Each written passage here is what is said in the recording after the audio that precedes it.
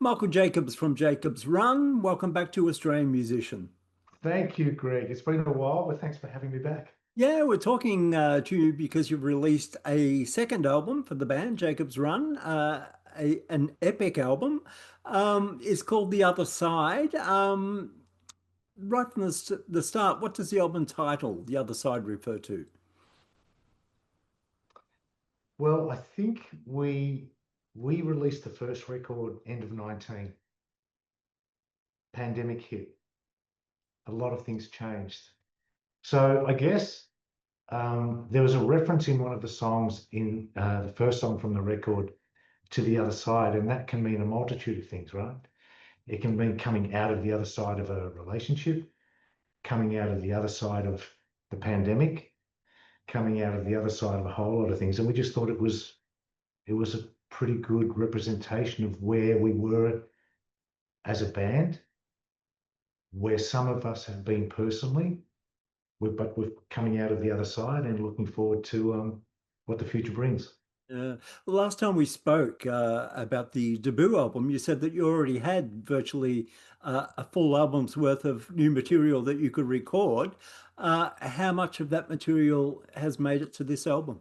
Um, oh, geez, probably 3 or 4 tracks, um, maybe five, no, 3 or 4, I think. And it was interesting because coming into this record, unlike the first record, which was really I was writing songs as we're going along. Really, this song was presented as a body of work. We presented like 18 or 19 songs to Mark Opitz, our producer, and so we had the luxury of picking songs and trying to get a body of work that was consistent. So it's a mix of old and new songs, but they seem to have come together pretty well. Yeah. The last album had some strings on it. The production was pretty big. But this one goes to a new level with the use of the George Ellis Orchestra. Is this the album you always wanted to make? Yeah, it is. I think when we um, the with this record, I pretty much demoed the songs as I'd heard them in my head. And then, of course, because of the pandemic, we couldn't really rehearse. So it was a different process to the first one. And with this record, I thought to myself, well, I'll I am writing with an orchestra in mind, and why don't we just go the next level and get a real orchestra? And fortunately, Peter and Fabs, who are in the band, supported that vision 100%, and so too did Mark. So here we are with an album that's got a full orchestra on it, which was kind of exciting and great, and we're really pleased the way it's come out. Yeah. So how did you find working with an orchestra? What did you learn? Um, well, that it is a that the people within the orchestra are such an um, amazingly talented musicians. It takes a lifetime of study to get as good as they are on their particular instrument. I did also learn about the dynamics of an orchestra, how they're recorded. I mean, it's a 32-piece orchestra. It was quite large. And so we went to track down studios in Sydney and saw them set up, saw them rehearse, saw how it was all recorded. It was just a magnificent experience. Yeah. Mark Opitz, the producer, is known for classic Aussie rock recordings, working with AC/DC and In Excess. But he also worked with Kiss with their orchestral concert and recording. It must have been fun for him to get his teeth into this album too.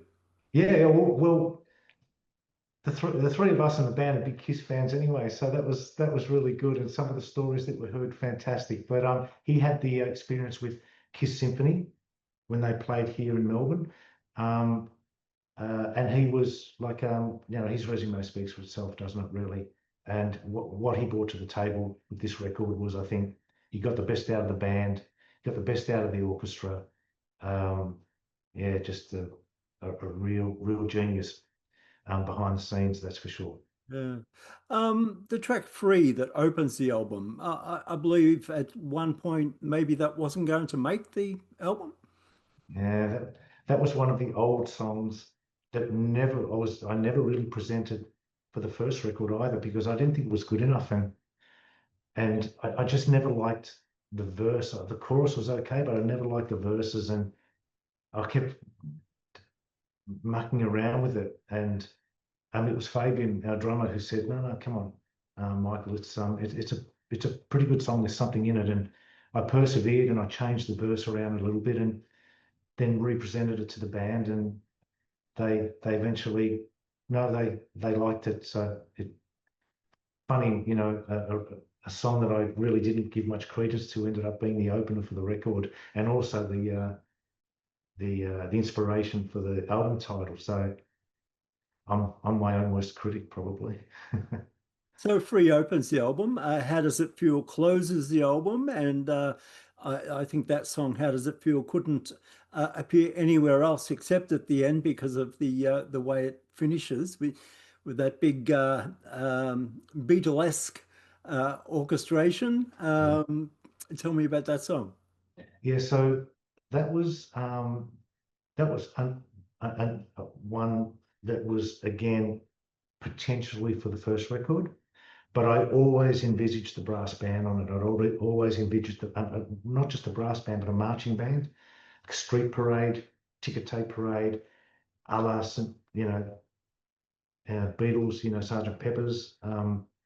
But we never got around to recording it for the first time around. So we did it this time. So it's a great closer to the record, and I'm really proud of the way that came out. I stuck to my guns a little bit with that one, and I really wanted a marching band. So there's a mixture between George Ellis's orchestra, plus we got other musicians on top of that with that sort of marching band experience to come over the top, and the mix ended up great.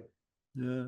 So how did Peter on bass and Fabian on drums go with the orchestra?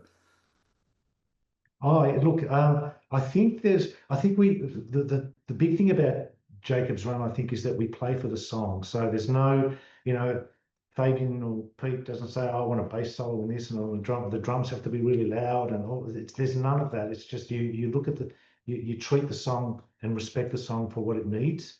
And I think in some of the songs, they said to themselves, "Well, we're going to stay out of the way of what else is happening around us." So something like She's Not That Mean, where it's really just a pop rock song and they drive it, they're front and center. Something like Free is a lot more, has to become part of the fabric of the song, the bass and the drums, and to be part of that orchestra. So we're very conscious about not overplaying and giving everything a chance to breathe. So yeah, they loved it. And they were obviously all three of us were there in that week that we recorded at Trackdown Studios, and we loved every minute of it. Yeah.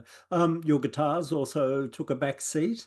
And I believe Mark even suggested taking out guitar lines and replacing them with cellos and violins, etc. Yeah. So again, Free as an example, I wrote that song. I write most of my songs on acoustic guitar, and so I have arpeggios that flow through the verses, obviously. So when Mark heard it and thought, well, maybe we need to replace that with cellos and violins to get that orchestral sort of flavor, and then bring the guitars in a bit later on. So yeah, no, well, a few of my parts ended up on the the control room floor, but that's fine. The songs are better for it. Yeah. Susie Ahern was on the album. Again, she was on the last album. She's on Yeah. this one on backing vocals, but she's sort of been brought to the fore a bit more on this one. Was that a conscious decision or something that just happened organically? Well, when Susie came in and laid down the backing vocals, it became a conscious decision for those backing vocals not to be backing vocals. And I remember Mark Opitz saying, I don't want to hear Susie as if she's on the other side of the football field. I want her to be up front and center with you because they're beautiful harmonies and they need to be up, up close to me as if they're singing right behind me. That was a really conscious effort. As to was the flavor of my vocal, I think Mark wanted to have a very personal and upfront lead vocal as if it's as if I'm singing in your ear, Yeah. and that was a conscious effort right through the record. Yeah. Yeah, yeah. I can't remember what song it was, but there's one song where the music fades away entirely, and it's just your voice, and it's very effective. Yeah, there's a few things like that that Mark just dialed in, and it's just yeah, it's just an incredible producer. Yeah. There's a track that's currently not on the album that's available now in the current form, the Billy Field song, "You Weren't in Love with Me." Did Yeah, did that come about just because you like the song? Because Mark actually signed Billy Field to I work. know. No, that was pure coincidence. So what happened with that particular song is we were playing a lot of acoustic shows through the coming out of the pandemic, and we really love that because it's intimate and it showcases the songs. And I used to play that as a warm up, just warm up the vocal because I've always loved the song. And so one, at one point we got an encore, and we didn't really have another song that we played acoustically, and the guy said, well, just go up and sing, just you go up and sing. So I sang that song, my version of it, which is like a bit slower and just with an acoustic guitar, and and the crowd loved it. So it became kind of a staple of our acoustic set. When Mark heard it, me warming up in the studio with it as well, he said, oh, well, that's kind of not bad. And one thing turned into another. And I went into the studio, put down a live vocal and guitar. Happens to be one of George Ellis's favorite songs. And he said, I must put an orchestral track to this. And I said, okay, well, go for it. We recorded it, and it's as when Mark heard it, he said it's got to be a contender for the record. So it's ended up there in the CD as a bonus track. Right. Okay. I'm going to break up the interview with something we call six quicks. I want to fire six quick questions Oh, to you that I don't want you to spend too long thinking about. okay. Okay, so the first one is if you could have anyone's guitar in the world, whose would it be? Marty Wilson Pipers. Which is what, a Ricky? Yes. If you had to remove one string from one of your six-string guitars permanently and still play your songs, which one would you sacrifice? High E. Okay. What album of another artist do you think you've played more than any other?